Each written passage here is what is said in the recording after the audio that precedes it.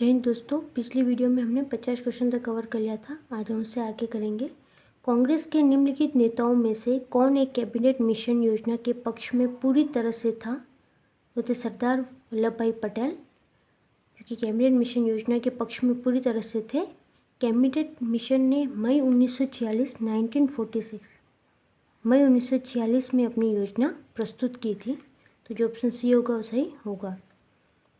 निम्नलिखित भारतीय नेताओं में से कौन एक ब्रिटिश द्वारा इंडियन सिविल सर्विस से बर्खास्त किया गया था? तो थे सुरेंद्र नाथ बनर्जी, जिन्होंने 1869 में परीक्षा उत्तीर्ण की थी। ये सिविल सर्विस परीक्षा उत्तीर्ण की थी, परंतु आयु जो सही एज होती थी उसमें मतभेद के कारण उन्हें बर्खास्त कर दिया गया था। फिर 1874 में उन्होंने वापस परीक्षा जो थी वो उत्तीर्ण की थी और फिर सिलहट में असिस्टेंट मजिस्ट्रेट के पद पर वह नियुक्त हुए थे, लेकिन फिर से जातीय भेदभाव के कारण उन्हें बर्खास्त किया गया था। तो जो ऑप्शन बी होगा वो सही होगा। शब्द इंपीरियल प्रेफरेंस का प्रयोग किया जाता था तो भारत में जो ब्रिटिश आयातों पर दी गई विशेष रियायतों के लिए। जो ऑप्शन ए जो होगा वो सही होगा। कथन ए, लॉर्ड लिनलिथगो ने 1942 के अगस्त आंदोलन को सिपाही विद्रोह के बाद सर्वाधिक गंभीर विद्रोह कहा था। तो 1942 के अगस्त आंदोलन अगस्त आंदोलन 1942, उसको भारत छोड़ो आंदोलन भी कहते हैं। तो 1942 के भारत छोड़ो आंदोलन या अगस्त आंदोलन, उसको सिपाही विद्रोह यानी कि 1857 का विद्रोह या फिर सिपाही विद्रोह। तो उसके बाद सर्वाधिक गंभीर विद्रोह माना, ये सही है। कुछ क्षेत्रों में किसान व्यापक जन आंदोलन में उठ खड़े हुए थे, तो दोनों ही सही है। तो ऑप्शन ए सही होगा। अखिल भारतीय राजनीति में गांधी जी का पहला साहसिक कदम था वो था चंपारण आंदोलन, जिसका प्रारंभ 1917 में हुआ था। तो ऑप्शन जो सी होगा वो सही होगा।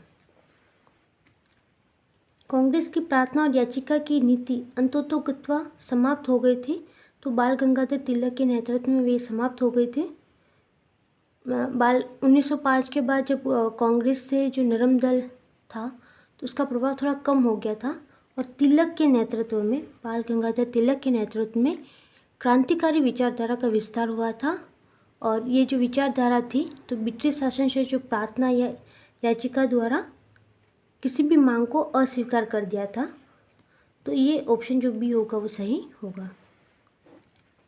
सूची 1 को सूची 2 से सम्मिलित कीजिए तथा सूचियों के नीचे दिए हुए कूट का प्रयोग करते हुए सही उत्तर का चयन कीजिए। सूची 1 सूची 2, तो Shyamji Krishna Varma Indian sociologist, madam Bhikaji Cama the Talwar, Annie Besant Commonwealth और अरविंद घोष वंदे मातरम। तो ऑप्शन जो ए होगा वो सही होगा। इस मिसाल में हम मुसलमानों को हिंदुओं से भिड़ा नहीं पाए। निम्नलिखित में से कौन सी एक घटना में एचिसन के इस कथन का संबंध है? तो ये थी ऑप्शन सी, खिलाफत और असहयोग आंदोलन। खिलाफत और असहयोग आंदोलन जो थे दोनों ही एक साथ शुरू हुए थे 1919-1922। तो ऑप्शन सी सही होगा।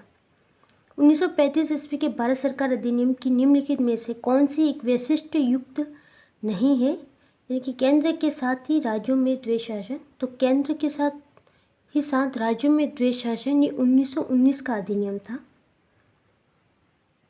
और 1935 का अधिनियम में जो केंद्र के साथ साथ जो प्रांत या राज्यों में भी द्वैध शासन था, इसकी समाप्ति हो गई थी। तो ये चीज़ ये वाली नहीं है। और ये है द्विसदनीय विधानसभा मंडल था, प्रांतीय स्वायत्तता प्राप्त हुई थी और एक अखिल भारतीय संघ। तो ये तीनों तो है 1935 के अधिनियम में, लेकिन जो ए है वो नहीं है। 1943 में आज़ाद हिंद फौज INA अस्तित्व में आई थी, तो जापान में आई थी। रास बिहारी बोस ने जो है के द्वारा अस्तित्व में लाई गई थी ये 1943 में 1943। तो जापान में आई थी रास बिहारी बोस के द्वारा। भारत के विभाजन के विकल्प के रूप में गांधी जी ने माउंटबेटन को सुझाया था कि वे जिन्ना को सरकार बनाने के लिए आमंत्रित करें। मतलब जो भारतीय विभाजन के मतलब उन्होंने गांधी जी चाहते थे कि भारत के विभाजन के बजाय जिन्ना को वो आमंत्रित करें सरकार बनाने के लिए। तो ऑप्शन जो बी होगा वो सही होगा। माउंटबेटन योजना 3 जून 1947 को अस्तित्व में आई थी। 3 जून 1947 को माउंटबेटन जो योजना थी वो अस्तित्व में आई थी। त्रिपुरा की देशी रियासत स्वतंत्रता आंदोलन में 20वीं सदी के प्रारंभ में शामिल हुई क्योंकि पहले से ही कुछ समूह राजपद एवं उसके रक्षक ब्रिटिश के खिलाफ लड़ रहे थे। तो ऑप्शन जो डी होगा वो सही होगा। दक्षिण अफ्रीका से लौटने के पश्चात गांधी जी ने प्रथम सफल सत्याग्रह आरंभ किया था। तो चंपारण में किया था और इसमें जो राजकुमार शुक्ल थे उनके आग्रह पर इसकी कार्य योजना बनाई गई थी 1917 में। अभी देखा हमने थोड़ी देर पहले। सूची 1 को सूची 2 से सम्मिलित कीजिए तथा सूचियों के नीचे दिए हुए कूट का प्रयोग करते हुए सही उत्तर का चयन कीजिए। सूची 1, सूची 2। चितगंग आर्मरी रेड, कल्पना दत्त, अभिनव भारत, वीडी सावरकर या विनायक दामोदर सावरकर, इसको वीडी सावरकर भी लिखा हुआ आता है, अनुशीलन समिति, अरविंद घोष और कुका आंदोलन गुरु राम सिंह। तो जो ऑप्शन ए होगा वो सही होगा। निर्देश निम्न प्रश्नों में 2 वक्तव्य है, एक को कथन ए तथा दूसरे को आर कहा गया है। इन दोनों वक्तव्य का सावधानीपूर्वक परीक्षण कर इन प्रश्नों का उत्तर नीचे दिए कूट की सहायता से चुनिए। तो प्रश्न है, लॉर्ड लिनलिथगो ने 1942 के अगस्त आंदोलन को सिपाही विद्रोह के बाद का सबसे गंभीर विद्रोह बताया। यह भी आया है क्वेश्चन। कुछ स्थानों में किसानों ने बड़ी संख्या में आंदोलन में भाग लिया था। तो दोनों ही सही है। तो जो ऑप्शन ए होगा वो सही होगा। प्रारंभिक राष्ट्रीय आंदोलन की आधारभूत कमजोरी उसका संकीर्ण सामाजिक आधार था। जो प्रारंभ में जो भी राष्ट्रीय आंदोलन होते थे वो पूरे भारत के लिए नहीं होते थे बल्कि अपने वर्गीय हितों के लिए होते थे। तो उनका जो सामाजिक आधार था वो संकीर्ण था, ये सही है। यह इसमें सम्मिलित होने वाले सामाजिक समूह के संकीर्ण हितों के लिए लड़ता था। तो कथन कारण दोनों ही सही है। तो जो ऑप्शन ए होगा वो सही होगा। अध्यक्षीय संबोधन के समय जिस कांग्रेस अध्यक्ष ने हिंदी भाषा के लिए रोमन लिपि लागू करने की वकालत की वे थे सुभाष चंद्र बोस, जिन्होंने हिंदी भाषा के लिए रोमन लिपि लागू करने की वकालत की थी। ये जो हरिपुरा अधिवेशन में उन्होंने कहा था 1938, हरिपुरा अधिवेशन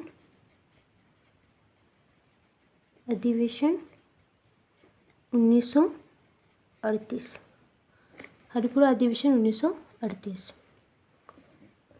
भारतवर्ष के विभाजन के समय ब्रिटिश भारत के निम्नलिखित में से किस एक प्रांत में एक संयुक्त स्वतंत्र अस्तित्व के लिए योजना सामने रखी थी। तो पंजाब ने, जिसे सरदार वल्लभ भाई पटेल ने नहीं माना या अस्वीकार कर दिया था इसको। भारत के विभाजन का बाल्कन प्लान उपज थी लॉर्ड माउंटबेटन के मस्तिष्क की। तो जो ऑप्शन सी होगा वो सही होगा। भारतीय राष्ट्रीय कांग्रेस के बारे में निम्नलिखित कथनों पर विचार कीजिए। सरोजिनी नायडू कांग्रेस की अध्यक्ष होने वाली प्रथम महिला थी। तो सरोजिनी नायडू जो थी वो दूसरी महिला थी। 1925 में कानपुर से बनी थी। पहली तो एनी बेसेंट थी 1917 कलकत्ता से। तो ये दूसरी महिला थी, प्रथम नहीं थी। CR दास ने जब कांग्रेस के रूप में कार्य किया तो वे जेल में थे, ये सही है। एलन ऑक्टेवियन ह्यूम या A.O. ह्यूम प्रथम ब्रिटिश नागरिक थे जो कांग्रेस अध्यक्ष बने। तो ये गलत होगा क्योंकि जो A.O. ह्यूम है वो भारतीय राष्ट्रीय कांग्रेस के संस्थापक थे 1885 में। और अल्फ्रेड वेब 1894 इसमें कांग्रेस के अध्यक्ष थे। अल्फ्रेड वेब मद्रास में थे, ये मद्रास में। तो जो ऑप्शन बी होगा वो सही होगा, ये और ये सही है। हंटर आयोग की नियुक्ति की गई थी। तो जालियांवाला बाग हत्याकांड के बाद हंटर आयोग की नियुक्ति की गई थी। तो ये सही है। 1920 ईस्वी के अहमदाबाद अधिवेशन में निम्नलिखित नेताओं में से किसने संपूर्ण स्वराज को कांग्रेस का लक्ष्य मानने का प्रस्ताव रखा था? वो थे हजरत मोहानी। इन्होंने मतलब संपूर्ण स्वराज को कांग्रेस का लक्ष्य मानने का प्रस्ताव रखा था सबसे पहले, तो हजरत मोहानी ने।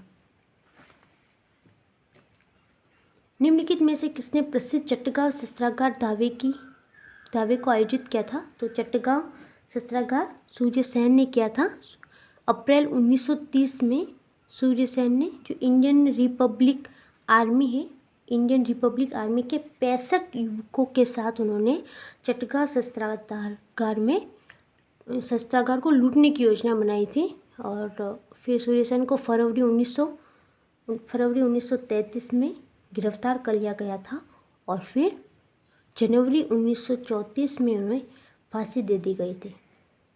तो जो ऑप्शन बी होगा वो सही होगा।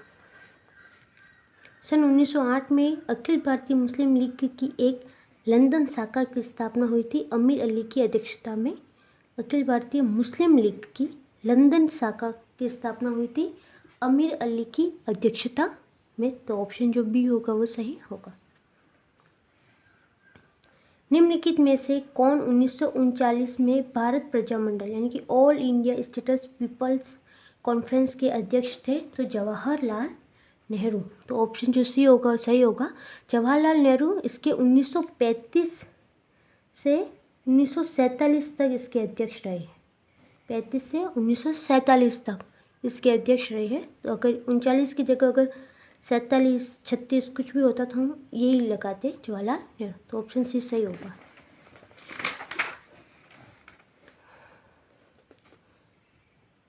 स्वदेशी की भावना से ओतप्रोत भारत के चरमपंथी राष्ट्रवादी आंदोलन काल के संदर्भ में निम्नलिखित में से कौन सा कथन सही नहीं है? लियाकत हुसैन ने बरिशाल के मुस्लिम किसानों के आंदोलन में उनका नेतृत्व किया था। तो लियाकत हुसैन ने अब्दुल रसूल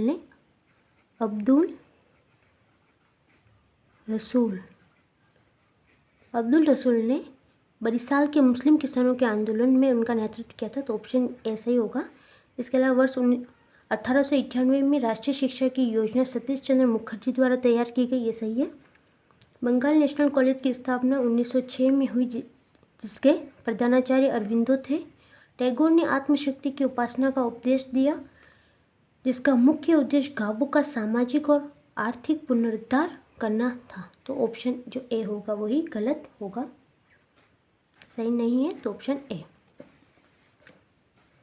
भारतीय स्वाधीनता संघर्ष के संदर्भ में निम्नलिखित में से कौन सा कथन सही नहीं है? 1906 में गठित अखिल भारतीय मुस्लिम लीग ने बंगाल के विभाजन और अलग निर्वाचन समूह बनाए जाने का प्रबल विरोध किया था। तो जो 1906 में गठित हुई अखिल भारतीय मुस्लिम लीग ने बंगाल के विभाजन और उसके अलग निर्वाचक समूह बनाए जाने का प्रबल विरोध नहीं किया बल्कि उनका समर्थन किया था। तो जो ऑप्शन सी होगा वो गलत होगा। इसके अलावा जितने भी ऑप्शन वो सही है कि हकीम अजमल खान राष्ट्रवादी तथा चरमपंथी अहराट आंदोलन शुरू करने वाले नेताओं में से थे। भारतीय राष्ट्रीय कांग्रेस के गठन के समय सैयद अहमद खान ने इसका विरोध किया था और मौलाना बरकतुल्ला और मौलाना अब्दुल्ला सिंधी काबुल में भारत की अंतःकालीन सरकार का गठन करने वालों में से एक थे। तो ऑप्शन जो सी होगा वो सही होगा। 1935 के भारत अधिनियम द्वारा प्रस्तावित फेडरल यूनियन में राजसी प्रांतों को शामिल करने के पीछे अंग्रेजों की असली मंशा थी। तो राष्ट्रवादी नेताओं के साम्राज्यवाद विरोधी सिद्धांतों को व्यर्थ करने के लिए राजाओं का इस्तेमाल करना। तो जो ऑप्शन डी होगा वो सही होगा। भारतीय इतिहास के औपनिवेशिक काल के संदर्भ में सूची 1 व्यक्ति, सूची 2 विषय के साथ सुमेलित कीजिए तो सूचियों के नीचे दिए हुए कोड का प्रयोग कर सही उत्तर चुनिए। तो MacDonald communal award, Linlithgow अगस्त offer, Dalhousie doctrine of lapse और चेम्सफोर्ड डाई आर्की।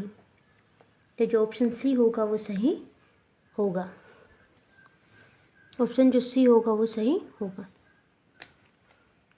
भारतीय स्वाधीनता संघर्ष के दौरान रेड शर्ट्स के नाम से भी पहचाने जाने वाले खुदाई खिदमतकारों ने आह्वान किया था।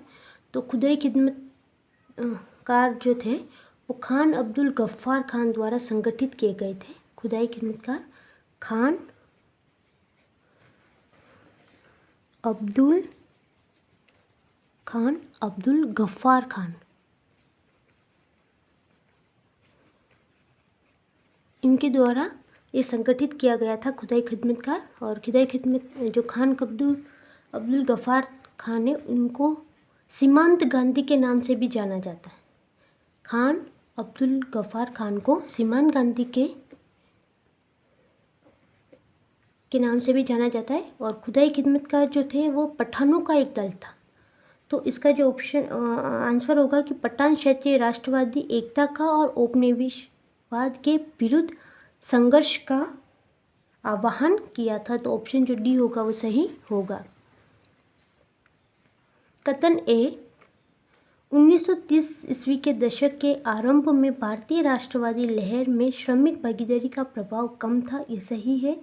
श्रमिक नेता भारतीय राष्ट्रीय कांग्रेस की विचारधारा को बुजुर्गा और प्रतिक्रियावादी समझते थे। जो श्रमिक नेता थे वो साम्यवादी विचारधारा से प्रेरित थे।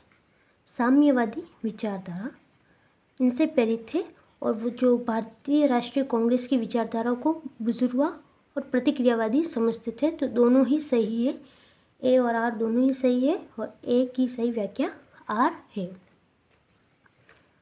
भारत के विभाजन को टालने का अंतिम अवसर समाप्त हो गया था कैबिनेट मिशन को अस्वीकार करने के साथ ही। तो ऑप्शन जो सी होगा वो सही होगा। भारत के संविधान का प्रारूप तैयार करने वाली संविधान सभा के सदस्यों को विभिन्न प्रांतों की विधानसभाओं द्वारा चुना गया था। आनुपातिक प्रतिनिधित्व के द्वारा वो चुने गए थे संविधान का प्रारूप तैयार करने के लिए। तो ऑप्शन जो सी होगा वो सही होगा।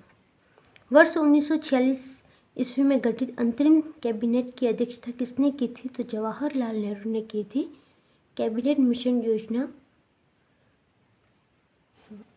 जो की अध्यक्षता थी वो जवाहरलाल नेहरू ने की थी। ये 12 सदस्य जो अंतरिम सरकार का गठन हुआ था 2 सितंबर 1946 को, उस आधार पर इस कैबिनेट मिशन योजना का प्रस्ताव आया था। कैबिनेट मिशन योजना का प्रस्ताव के आधार पर ही कैबिनेट मिशन जो आया था, ये कैबिनेट मिशन, तो उसके आधार पर ही 12 सदस्य वाली जो अंतरिम सरकार है 2 सितंबर 1946 को उसका गठन हुआ था। तो जो ऑप्शन भी होगा कि इसकी अध्यक्षता किसने की थी? तो जवाहरलाल नेहरू ने की थी। बारडोली सत्याग्रह 1928 का नेतृत्व किया था सरदार वल्लभ भाई पटेल ने किया था। गुजरात में किया था सरदार वल्लभ भाई पटेल ने। और बारडोली की जो महिलाएं थी उन्होंने ही इन्हें सरदार की उपाधि दी थी। तो ऑप्शन जो ए होगा वो सही होगा। 1916 में मौलाना मोहम्मद अली तथा अब्दुल कलाम आज़ाद ने विधान परिषद से त्यागपत्र दे दिया था। तो मौलाना मोहम्मद अली तथा अबुल कलाम आज़ाद ने 1916 में नहीं 1919 में विधान परिषद से त्यागपत्र दिया था। तो ए तो गलत होगा। विधान परिषद के सभी भारतीय सदस्यों के विरोध के बावजूद सरकार ने रॉलेट एक्ट को पारित कर लिया था। तो इसलिए तो ऑप्शन जो कारण है वो सही है, कथन गलत है। तो डी सही होगा। रॉलेट एक्ट मतलब जिसमें सरकार किसी भी व्यक्ति को बिना किसी कानूनी प्रक्रिया के जेल में 2 साल तक जेल में बंद कर सकती थी। और इसलिए वो ऐसा नियम था रॉलेट एक्ट कि शक के आधार पर, सिर्फ शक के आधार पर किसी भी व्यक्ति को बिना कानूनी प्रक्रिया के जेल में बंद कर सकती है। और फिर रॉलेट एक्ट के बाद ही फिर जलियांवाला बाग हत्या जनसंहार हुआ था। तो जो ऑप्शन डी होगा वो गलत होगा, सही होगा। भारत के स्वतंत्रता संग्राम से संबंधित निम्न कथनों में से कौन सा एक सही नहीं है? रॉलेट एक्ट के सार्वजनिक रोष की एक लहर उमड़ी जिसके फलस्वरूप जलियांवाला बाग जनसंहार हुआ था। तो रॉलेट एक्ट से ही सार्वजनिक रोष कि एक लहर उमड़ी और जिसके फलस्वरूप जालियांवाला बाग संहार हुआ, ये सही है। सुभाष चंद्र बोस ने फॉरवर्ड ब्लॉक गठित किया, ये भी सही है। Bhagat Singh Hindustan Republican Socialist Association के संस्थापकों में से एक है, ये भी सही है। 1931 ईस्वी के कराची के कांग्रेस अधिवेशन में गांधी इरविन समझौतों का विरोध हुआ था, तो विरोध नहीं हुआ था, समर्थन हुआ था। तो और इसकी जो अध्यक्षता है कराची के कांग्रेस अधिवेशन की अध्यक्षता किसने की थी? वल्लभ भाई पटेल ने की थी। तो जो ऑप्शन डी होगा वो सही होगा। 1942 ईस्वी के क्रिप्स मिशन का एक महत्वपूर्ण पहलू था द्वितीय विश्व युद्ध के तुरंत पश्चात भारत संघ की स्थापना करना और उसे डोमिनियन पद प्रदान करना। तो बी जो होगा वो सही होगा। कांग्रेसी नेताओं द्वारा मॉन्टेग्यू चेम्सफोर्ड रिपोर्ट की निंदा करने पर कई नरमपंथियों ने पार्टी छोड़कर निम्न में से कौन सी पार्टी का गठन किया? तो इंडियन नेशनल लिबरल फेडरेशन। इसकी जो ये सुरेंद्रनाथ बनर्जी के नेतृत्व में इसका निर्माण किया गया था, इस पार्टी का गठन किया गया था सुरेंद्रनाथ बनर्जी के नेतृत्व में। तो जो डी होगा सही होगा। निम्नलिखित कथनों पर विचार कीजिए। 1935 ईस्वी के भारत सरकार अधिनियम की कुछ विशेषताएं थी। तो गवर्नरी प्रांत में द्वैध शासन की समाप्ति। 1919 में था कि केंद्र के साथ साथ प्रांतों में भी द्वैध शासन, जैसे 1935 के भारत सरकार अधिनियम आया तो उसमें द्वैध शासन की समाप्ति कर दी, ये सही है। गवर्नरों को विधायी क्रियाओं में निषेध अधिकार की शक्ति तथा स्वयं द्वारा विधि बनाना, ये भी सही है। सांप्रदायिक प्रतिनिधित्व के नियम की समाप्ति, तो ये नहीं था। तो जो ऑप्शन बी है वो सही होगा। निम्नलिखित कथनों पर विचार कीजिए। भारतीय राष्ट्रीय कांग्रेस का प्रथम अधिवेशन कलकत्ता में हुआ था। तो प्रथम अधिवेशन 1885 में बम्बई में हुआ था, व्योमेश चंद्र बनर्जी की अध्यक्षता में। व्योमेश चंद्र बनर्जी की अध्यक्षता में हुआ था। व्योमेश चंद्र बनर्जी की अध्यक्षता में 1885 में बम्बई में हुआ था। दूसरा अधिवेशन जो था वो कलकत्ता में हुआ था, तो पहला तो गलत होगा। भारतीय राष्ट्रीय कांग्रेस का दूसरा अधिवेशन दादा भाई नौरोजी की अध्यक्षता में हुआ था, ये सही है। भारतीय राष्ट्रीय कांग्रेस तथा मुस्लिम लीग दोनों ने लखनऊ में 1916 ईस्वी में अधिवेशन किया था, लखनऊ समझौता संपन्न किया। तो ये जो है सी ऑप्शन सही होगा, दूसरा और तीसरा। निम्नलिखित कथनों में से कौन सा एक सही है? तो वर्ष 1946 में प्रांतीय सभाओं द्वारा भारत की संविधान सभा चुनी गई, ये सही है। जवाहरलाल नेहरू, M.A. जिन्ना, मोहम्मद अली जिन्ना और सरदार वल्लभ भाई पटेल भारत की संविधान सभा के सदस्य थे। तो M.A. जिन्ना जो थे वो नहीं थे, तो ये गलत होगा। भारत की संविधान सभा का प्रथम अधिवेशन जनवरी 1947 में हुआ था। तो जो पहला जो अधिवेशन था वो 1946 को हुआ था। 9 दिसंबर 1946 को हुआ था, 9 दिसंबर 1946। तो ये भी गलत होगा। भारत का संविधान 26 जनवरी 1950 को अंगीकृत किया गया था। तो भारत का जो संविधान है 26 जनवरी 1949 को अंगीकृत किया गया था। 1950 को तो लागू किया गया था। तो जो ऑप्शन ए है वही सही होगा कि वर्ष 1946 में प्रांतीय सभाओं द्वारा भारत की संविधान सभा चुनी गई। मॉन्टेग्यू चेम्सफोर्ड की रिपोर्ट भारत सरकार अधिनियम 1919 का आधार बनी, ये सही है बी। भारतीय स्वतंत्रता संग्राम के दौरान निम्नलिखित में से किसने प्रस्तावित किया कि स्वराज को सभी प्रकार के विदेशी नियंत्रण से मुक्त संपूर्ण स्वतंत्रता के रूप में परिभाषित किया जाए? तो मौलाना हजरत मोहानी ने। तो जो ऑप्शन बी होगा सही होगा। 1919 ईस्वी में पंजाब में हुए अत्याचारों से अपने विरोध के प्रतीक के रूप में किस विख्यात व्यक्ति ने ब्रिटिश सरकार द्वारा प्रदान किए गए नाइटहुड की उपाधि को वापस लौटा दिया? पंजाब के अमृतसर में जो जलियांवाला बाग हत्याकांड हुआ था उसके विरोध में रविन्द्रनाथ टैगोर ने अपनी जो नाइटहुड की उपाधि थी उसको वापस लौटा दिया। तो ऑप्शन जो सी होगा वो सही होगा।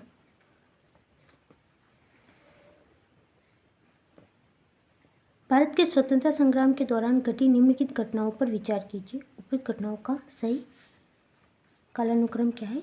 तो मिंटो मार्ले सुधार 1909 में हुआ था। Montagu Chelmsford 1919। चोरी चोरा हिंसा जो हुई थी, चोरी चोरा हिंसा 1922 में हुई थी और दांडी यात्रा हुई थी 1930 में। तो पहले 1909 मिंटो मार्ले सुधार, फिर मॉन्टेग्यू चेम्सफोर्ड, चोरी चोरा हिंसा और फिर दांडी यात्रा। तो ऑप्शन जो बी होगा वो सही होगा। प्रथम विश्व युद्ध के दौरान सक्रिय होने वाले गदर क्रांतिकारियों का आधार स्थल था। तो जो गदर क्रांतिकारियों का आधार स्थल सैन फ्रांसिस्को में उत्तरी अमेरिका में था। तो ऑप्शन जो बी होगा वो सही होगा। निम्नलिखित कथनों पर विचार कीजिए।